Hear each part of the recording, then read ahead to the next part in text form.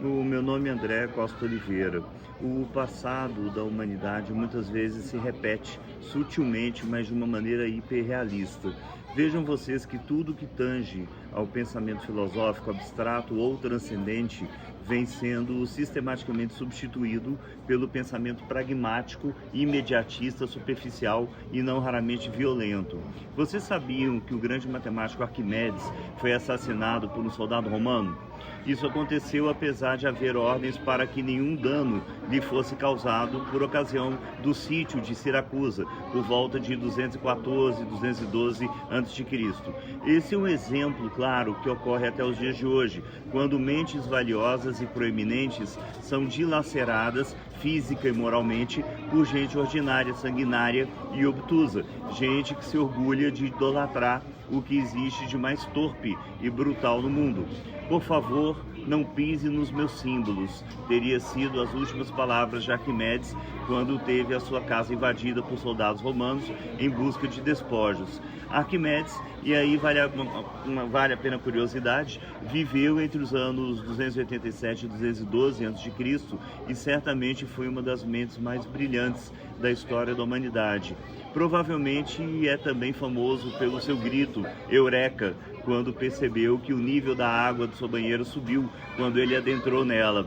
As maiores contribuições de Arquimedes para a matemática foram as suas descobertas de fórmulas para as áreas de volumes, de esferas, cilindros, parábolas e outras figuras planas e sólidas. Aliás, os próprios métodos que ele utilizou anteciparam as teorias de integração que vieram a desenvolver somente 1800 anos mais tarde.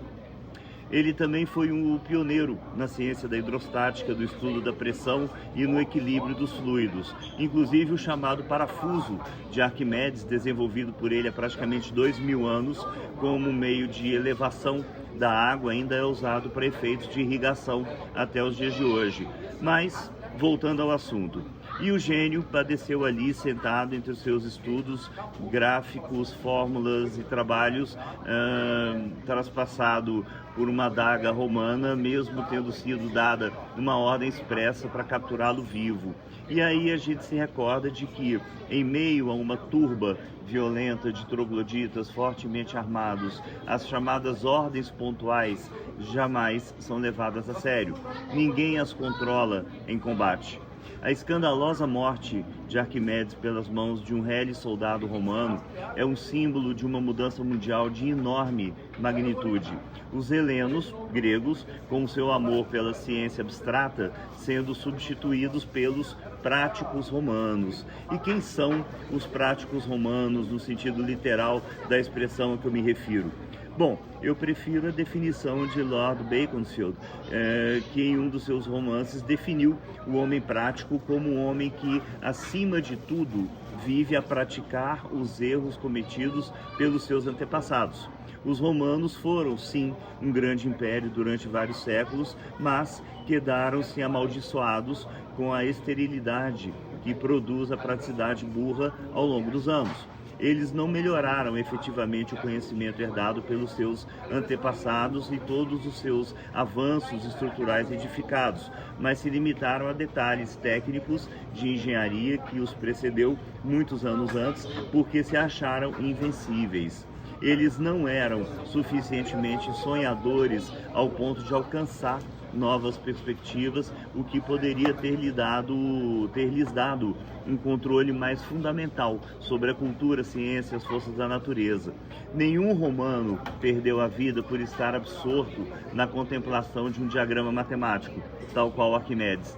Ele, em contrapartida, todos os grandes inventores, cientistas, médicos, pesquisadores, navegadores, estrategistas militares, artistas, físicos ou químicos, acima de tudo, eram pensadores importantes, porque eles viram que o pensamento abstrato, fora dos contextos estritamente científicos ou práticos, era a chave que lhes permitia o acesso às descobertas que mudaram o mundo. Eu percebo que nos dias atuais os pensadores estão sendo perseguidos e até ridicularizados pelos práticos. Os mais velhos são tomados como estorvos, inconvenientes, sendo que o próprio livro de Provérbios, por exemplo, no Antigo Testamento, e que tanto hipócrita por aí diz que respeita, nos ensina claramente sobre a necessidade imprescindível de absoluta devoção aos patriarcas, que presentearam-nos com a ancestralidade e o conhecimento.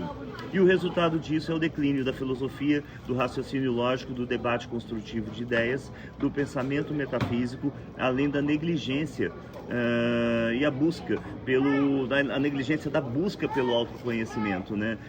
Deixando de lado ética, estética, moral, espiritualidade e, enfim, deixando passar muita coisa importante. Qualquer sociedade dominada pelos práticos é uma sociedade acéfala, que deixa passar no mundo por si própria, composta por autômatos que executam dia após dia tarefas cada vez mais simplórias e repetitivas, ingerindo alimentos de má qualidade, distraindo-se em entretenimento que as hipnotiza, maquiando felicidade falsa e mentirosa. E só não enxerga isso quem não vê o óbvio. E a grande maioria não pretende ver o óbvio.